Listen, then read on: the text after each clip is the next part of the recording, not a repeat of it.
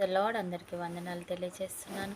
ఈరోజు దేవుడు ఇచ్చినటువంటి వాగ్దానము యెషయా గ్రంథము 54 అధ్యాయం 13 వచనంలో వ్రాయబడినట్టుగా, నీ పిల్లలందరూ యెహోవా చేత ఉపదేశం నందుదురు. నిజమే. మరి మొక్కై వంగనిది మానై వంగుడు.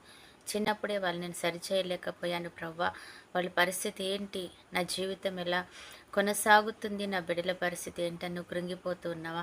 దేవుడు అంటున్నాడు, వారికి ఉపదేశం ఇచ్చేది నీ దేవుడైన యెహోవాయేనంట. ఆయనను మార్చుకునేది, వారిని మార్చుకునేది దేవుడేనంట. ఆయనే వారి యొక్క సమస్త విషయాలలో ఆయన సరిచేసుకుంటూ ఆయనని సఖ్యతగా సమాధానకరంగా మార్చుకుంటూ వస్తాడంట.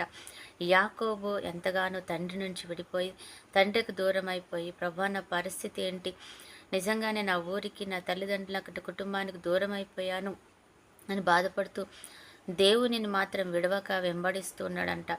తండ్రిని మోసం చేశాను, నాన్నను మోసం చేశాను అని అనుకుంటూ ప్రభా నన్ను క్షమించు అని దేవుని వెంట ఉన్నప్పుడు దేవుడు ఆయన నడిపించుకుంటూ, ఉపదేశం ఇచ్చుకుంటూ, ఆయనని పరిపూర్ణంగా ప్రతి విషయంలో తప్పించుకుంటూ, సహాయం చేస్తూ తీసుకొచ్చి తిరిగి మరలా తన యొక్క సహోదరుడి దగ్గరికి చేర్చి వారిద్దరికి సమాధానపరిచి ఆశీర్వాదం ఇచ్చాడంట.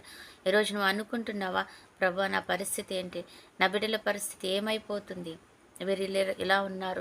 దేవుడు అంటున్నాడు, ఆయనే ఉపదేశం ఇస్తాడు, ఆయనే నడిపిస్తాడు, ఆయనే వారిని చేయి పట్టుకొని వారి గమ్యస్థానానికి తీసుకెళ్తాడు అంటున్నాడు. అటువంటి కృపలో ఆయన మనందరినీ, మన బిడ్డల్ని కూడా నడిపించాలి. మరి అట్టి కృప దేవుడు మనకి ఇచ్చునుగాక. ఆమేన్. ప్రార్థన. పరిశుద్ధుడు అయిన దేవా, ప్రేమ కలిగిన తండ్రి, నీకు వందనాలు. ఈ సమయంలో ప్రభు మనం జ్ఞాపకం చేసుకోండి తండ్రి. నిజమే, మా బిడ్డల్ని, మా కుటుంబాన్ని హస్తం పెట్టి తీసుకుని వెళ్ళి ప్రభు మంచి ప్రదేశంలో, ఉన్నతమైన స్థానంలో నువ్వేది దాచిపెట్టే వారి కొరకు అందులో వారు సహాయం చేసి నడిపించబడ్డకు సహాయం చేయండి. ఆ రీతిగానే తండ్రి, ఈరోజు బర్త్డే, మ్యారేజ్ డే జరుపుకుంటే బిడ్డలు కూడా జ్ఞాపకం చేసుకోండి.